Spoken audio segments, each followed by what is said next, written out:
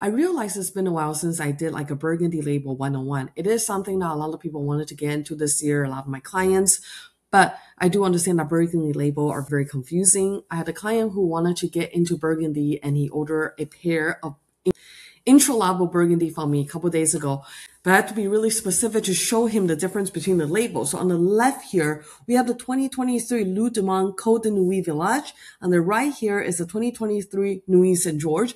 The one on the left is $60. The one on the right is $100. Let's talk about why. So in order to understand Burgundy, you have to know that Burgundy work on kind of a hierarchy system where it depending on where it comes from, the price go up and the quantity goes down and the quality usually goes up too.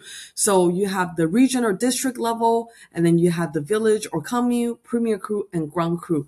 Both of these two wines here are technically considered a village level wine, but they came from two different locations and they're known for different things, hence why there's a huge difference in price. So let me just show you a couple of maps. So if you zoom in from the world map, here on the bottom right, you will have the map of France, and Burgundy is right here where it's circled in red, and thank you for the map, Wikipedia. And on kind of a regional level, you have the Bourgogne, which means the grape can come anywhere from this entire Burgundy region, which is humongous, as you can see on the map. Whereas the one that was on the left earlier is called the Cote de Nuits-Villages. So we zoom in on the northern part of Burgundy. It's called Cote de Nuits, and Cote de Nuits-Villages are all the villages that is not inside of the main famous villages that usually produce Grand Cru or very well known. So essentially, the first bottle on the left can be grape sourced anywhere, kind of all alone in this region. Now, the bottle on the right, which says Nuits-Villages, is its kind of own thing. Nuits-Villages is the village. Let me show you back here. Is this tiny village down here.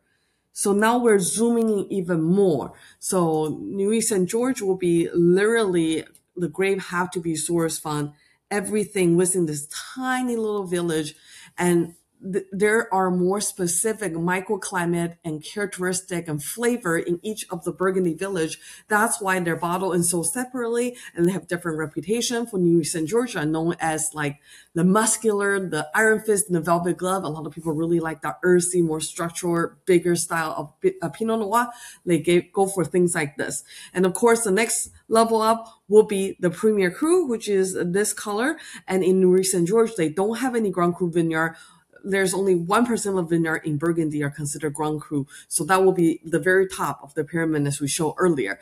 And that is why over here on the left-hand side, when you have a Cote de Nuits-Villages, which comes from a broader outside, not quite as famous village region, is only $60.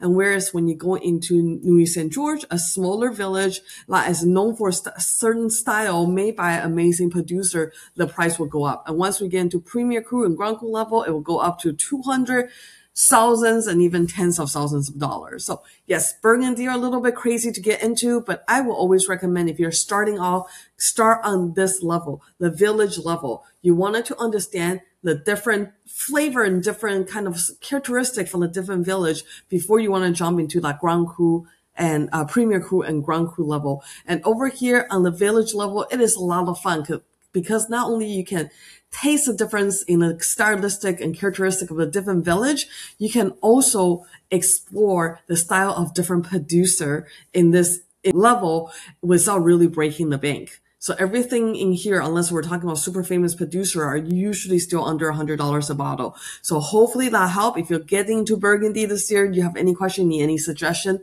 send me a DM. If you want a starter pack, these two wines are actually really great to start as a Burgundy intro bottles. So that's it for today. Cheers.